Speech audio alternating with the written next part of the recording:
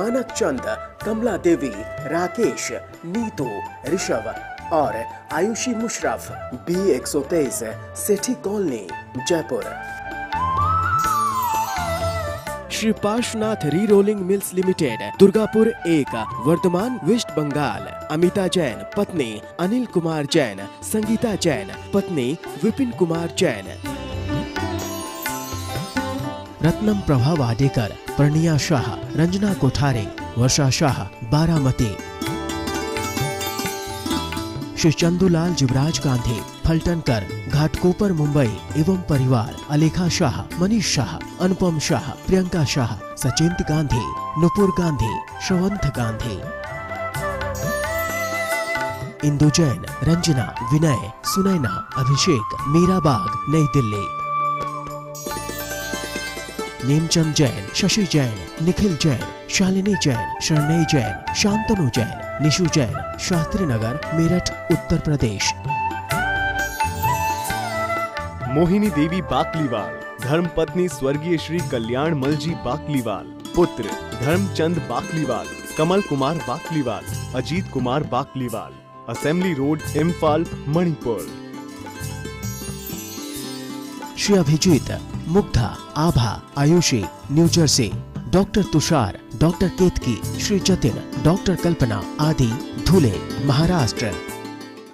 जय जिनेन्द्र तज्जयति परम ज्योति, समं समस्तैरनंत पर्यायै, दर्पण तलैव सकला प्रतिफलति पदार्थमालिका यत्र। पंच परमेष्ठी भगवान की जय।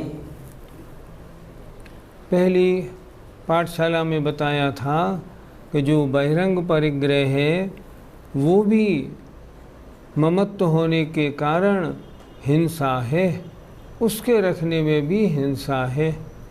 तो प्रश्न ये हुआ फिर क्या करे?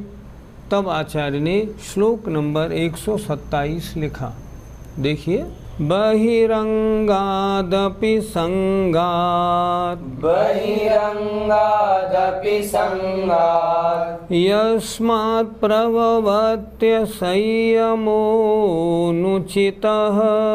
यस्मात् प्रभवत्य संयमोऽनुचितः, परिवर्जयेद शेषम्, परिवर्जयेद शेषम्, तमचेत्तं वा सचेत्तं वा, तमचेत्तं वा सचेत्तं वा। बोलिए, बहिरंगादपि संगात्, यस्मात् प्रभवत्य संयमोऽनुचितः, परिवर्जयेद शेषम्, तमचेत्तं वा सचेत्तं वा। अर्थ एक एक शब्द का देखें। बहिरंगात अपि संगात, बहिरंग भी, संगात माने परिग्रह से। परिग्रह दो प्रकार का, बहिरंग और अंतरंग। कह रहे हैं बहिरंग भी परिग्रह से, अर्थात बहिरंग परिग्रह से भी। यस्मात् क्योंकि, प्रहोवती होती है, असंयम असंयम जो अनुचित है।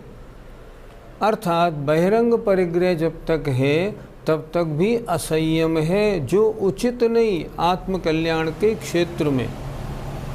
इसलिए क्या लिखा, बहिरंग परिग्रह से भी, यस्मात् माने क्योंकि, अनुचित असंयम उत्पन्न होता है, इसलिए परिवर्जयेद अशेषम, छोड़े, अशेषम माने संपूर्ण, तम माने उस, अचित्त माने अजीव और सजीव दोनों परिग्रहों को।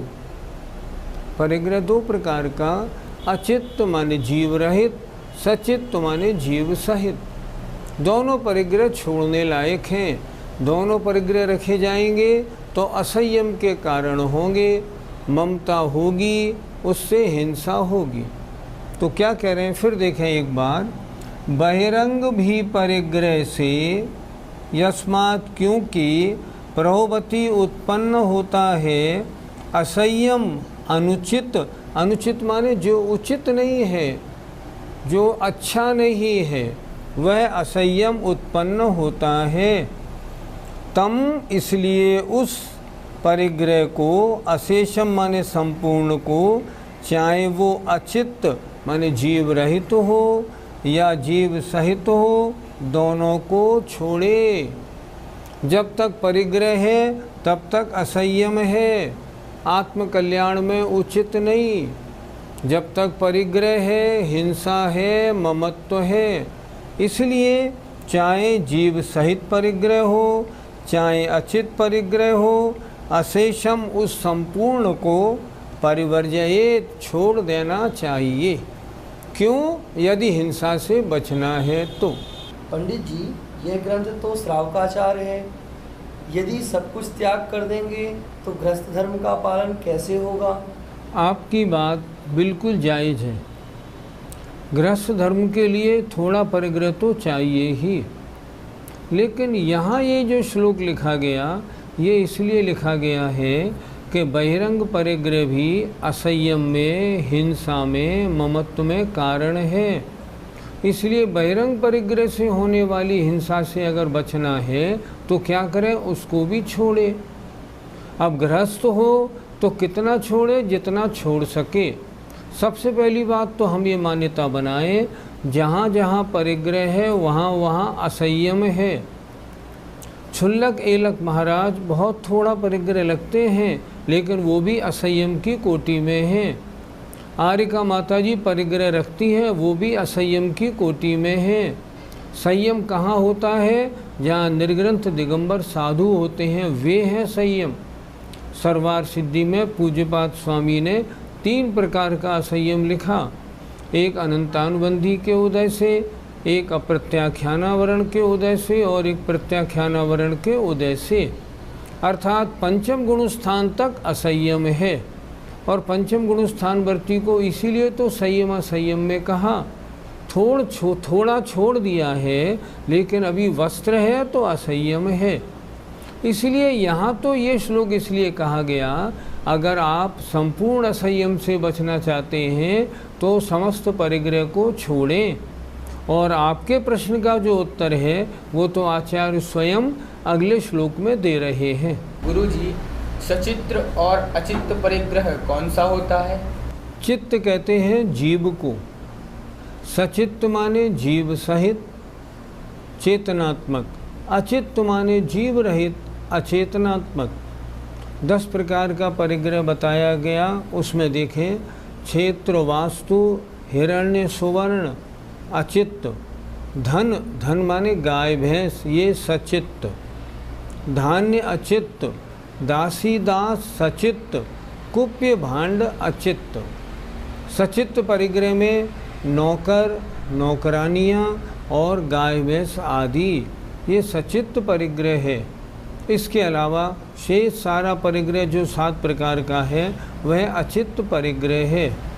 यहाँ कह रहे हैं बहिरंग परिग्रह जो है वो असंयम का कारण है। इसलिए चाहे परिग्रह सचित्त हो चाहे अचित्त हो, एक शब्द दिया अशेषम, संपूर्ण का त्याग करो। संपूर्ण का त्याग नहीं करोगे तो असंयम रूप प्रवृत्ति रहेगी, ममत्व रहेगा, परिग्रह होगा, पाप होगा, हिंसा लगेगी। ये इनका कहने का तात्पर्य है। पंडित जी, हम गृहस्थियों को कितना परिग्रह रखना चाहिए? क्षुल्लक जिनेन्द्र वर्णी जी ने एक पुस्तक लिखी है शांति पथ प्रदर्शन। उसमें उन्होंने इस विषय पर बहुत अच्छा विचार किया है। उन्होंने लिखा है, इंग्लिश का एक शब्द है नेसेसिटी, एक शब्द है लग्जरी।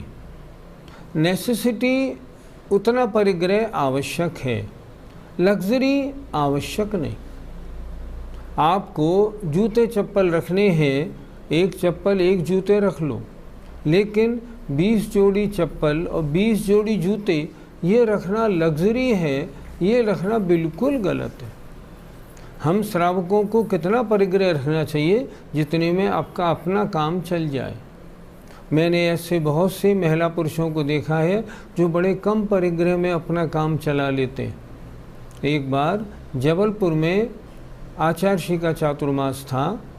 मैं हमेशा जाता हूँ चातुर्मास की दशलक्षणी में, तो मैंने वहाँ देखा एक हमारे रिश्तेदार पूना के बहुत पैसे वाली लेडी थी, वो आई और मैंने उनसे पूछा, उन्होंने कहा क्या मैं आपके साथ रह सकती हूँ? मैंने कहा हाँ, आप तो हमारी रिश्तेदार हैं, आइए आपका स्वागत है। मैंने उससे पूछा आपका परिग्रह कितना है, क्या है आपके साथ सामान? उन्होंने कहा मेरे साथ कुछ सामान नहीं, बस मेरे पास थैला है। मैंने कहा 15 दिन इसी में निकालेंगी कि हाँ निकालेंगी। देखा मैंने 3 साड़ी लेके वो लेडी आई थी। एक साड़ी पहनती थी, एक धोके आहार के लिए रखती थी, एक साड़ी उतारती थी, चौथी साड़ी नहीं। सोचो तो सही, 15 दिन के लिए कोई लेडी आए और 3 साड़ियाँ लेके आए।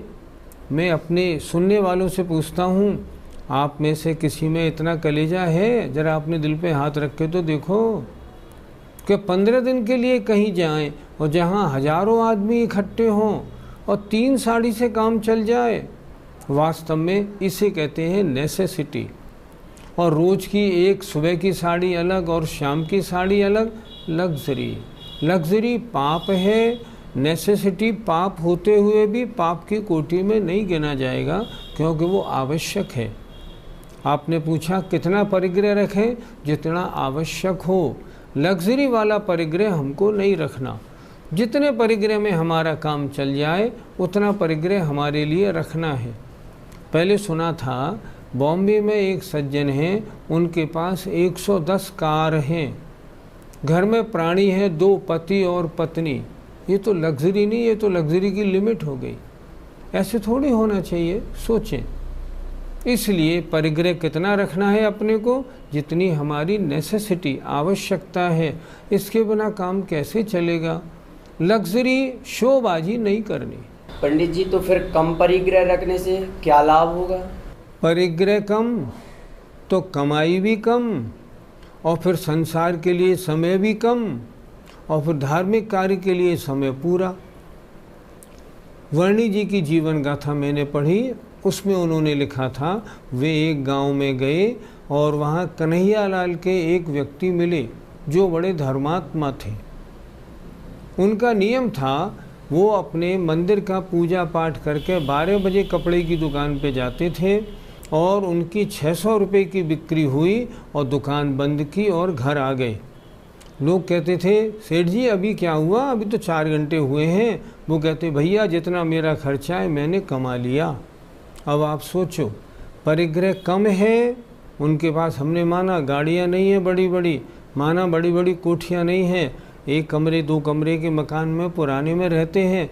कितना संतोष, कितना सुख है, सोचें कितना सुख है। उन्होंने कहा भैया जितना मुझे चाहिए, मुझे 600 रुपये की बिक्री में मिल जाता है, ज़्यादा का मुझे क्या करना। सुबह 11 बजे तक मंदिर रहते थे, 12 बजे तक खाना खा के दुकान पे आए, 4 बजे दुकान से घर पहुँचे, नाश्ता पानी किया, मंदिर में चले गए। परिग्रह कम होगा, धर्म ध्यान तभी तो ज़्यादा होगा। आचार्य अमृतचंद स्वामी ने बड़ा सुंदर श्लोक लिखा है कि जो गृहस्थ है, हमने माना वो समस्त परिग्रह को नहीं छोड़ सकता, तो फिर उसे क्या करना चाहिए? देखें, योपि न शक्यस्त्यक्तुं धन धान्य मनुष्य वास्तु इत्यादि सोपि तनु करणीयो निवृत्ति रूपम यतस्तत्वम्। योपि जो भी न शक्यः शक्य नहीं है, जिसको संभव नहीं है, त्यक्तुम छोड़ना, धन धान्य मनुष्य वास्तु माने मकान और वित्त आदि को। अर्थात जो धन धान्य मनुष्य वास्तु माने मकान और धन को छोड़ने में शक्य नहीं है, जिसके लिए संभव नहीं है, वो क्या करे? सोपि वह भी तनु करणीयो, तनु माने कम करे। हमने माना पूरा नहीं छोड़ सकते हो तो कम तो करो। सोपि वह भी तनु करणीयो, कम करे। क्योंकि यतः क्योंकि तत्वम रियलिटी तो, वास्तविकता तो निवृत्ति त्याग रूप ही है। धर्म क्या है? धर्म त्याग रूप है, ग्रहण रूप नहीं। इसलिए जितना छोड़ सको उतना छोड़ो। सब छोड़ दो फिर तो बात ही क्या है। लेकिन सब नहीं छोड़ सको तो कम से कम तनु करनी हो, कम तो करो। फिर देखें एक बार, जो धन धान्य, धान्य माने अनाज, मनुष्य माने स्त्री पुत्र आदि परिवार, वास्तु माने घर, वित्त माने धन आदि के छोड़ने को शक्य माने समर्थ नहीं है। ऐसे जीव भी वह भी तनु करणीयो, कम करे। किनको? इन सब परिग्रहों को न छोड़े तो कम तो करे। क्योंकि यतः माने क्योंकि, तत्व माने वास्तविकता तो, आनंद तो, सुख तो निवृत्ति रूप त्याग रूप ही है।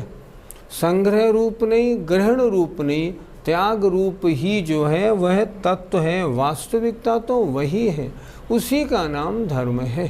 पंडित जी, फिर परिग्रह कैसे कैसे कम किया जाए?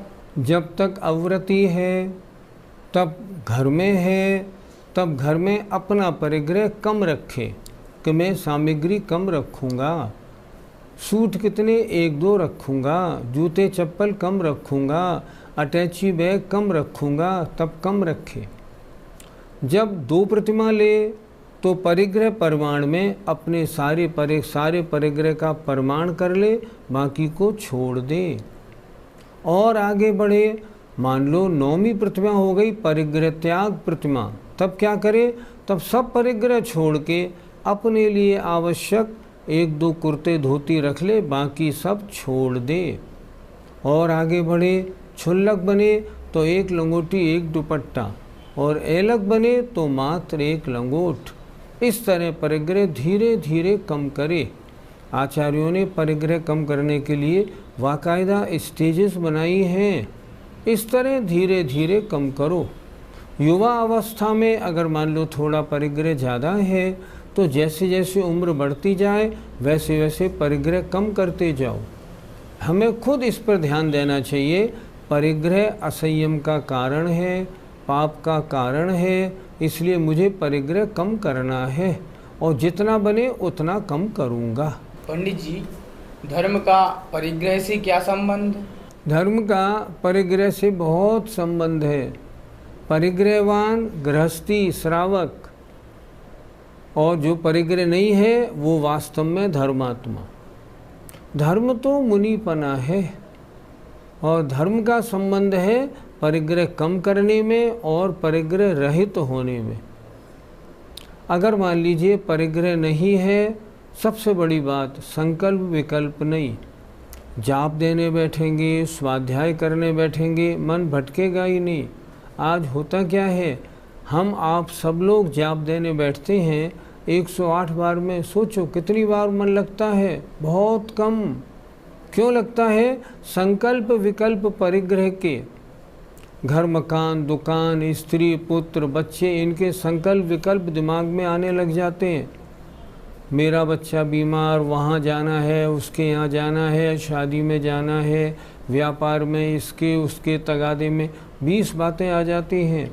और परिग्रह थोड़ा है, अपने पास 10 लाख रुपए 20 लाख रुपए रख के बाकी सब छोड़ के व्यापार छोड़ दिया है, परिग्रह त्याग परिग्रह परमाणु व्रत ले लिया है, आनंदी आनंद है। परिग्रह संबंधी सारे विकल्प संकल्प खत्म। जब संकल्प विकल्प हटेंगे तभी तो धर्म होगा। ध्यान ही नहीं होगा तो धर्म कहाँ से होगा? पूजा करते में, स्वाध्याय करते में निश्चिंता रहेगी, मुझे किसी की कोई चिंता नहीं। मैं ऐसे बहुत से लोगों को जानता हूँ जो रिटायर्ड हैं, जिनके बच्चे MNCs में बड़ी बड़ी जगह अपॉइंट हुए हैं, घर में पति पत्नी 2 रहते हैं। मैंने देखा क्या जीवन है उनका। सुबह से शाम तक अपने धर्म कर्म में लगे रहते हैं। क्यों लगे रहते हैं? न किसी का लेना न किसी का देना, परिग्रह बढ़ाना नहीं, परिग्रह घटाना नहीं। जो पेंशन आती है आराम से अपना जीवन यापन करते हैं।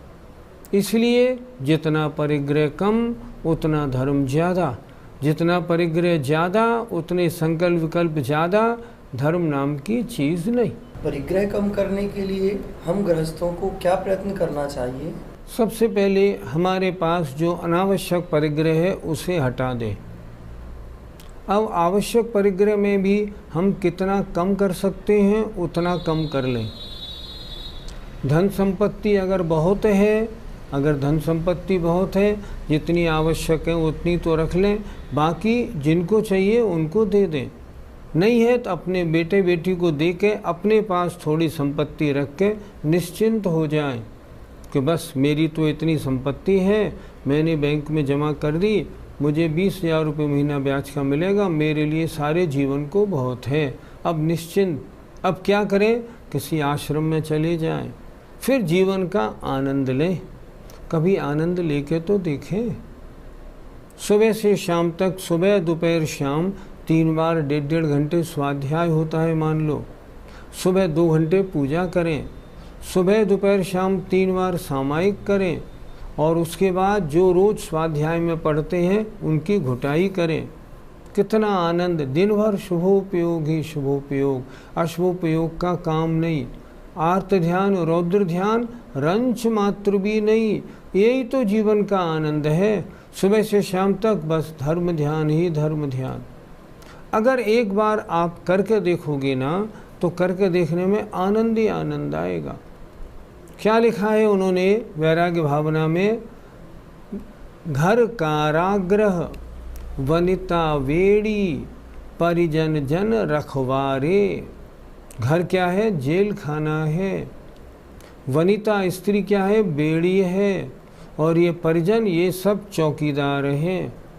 इनसे पीछा छूट जाए तब तो आत्मकल्याण की बात बने। सबसे बड़ा परिग्रह है घर। अगर हमने घर छोड़ दिया और घर छोड़ के आश्रम में भी चले गए, संकल्प विकल्पों का थोक मामला निबट गया। थोक मामला है ये घर।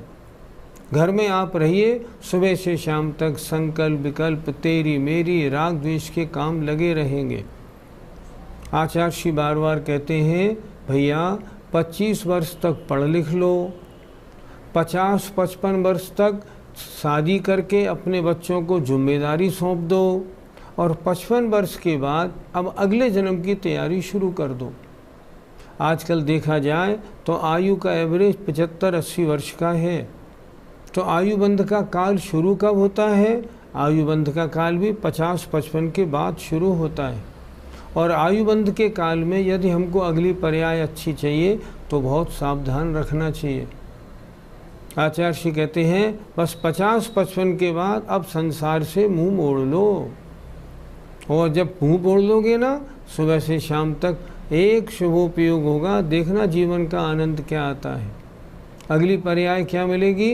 अगली पर्याय स्वर्ग में मिलेगी। जब स्वर्ग में देव बनेंगे, यहाँ से सम्यक तो सहित व्रत सहित जाएंगे, देव बनेंगे, परिणाम बहुत अच्छे रहेंगे।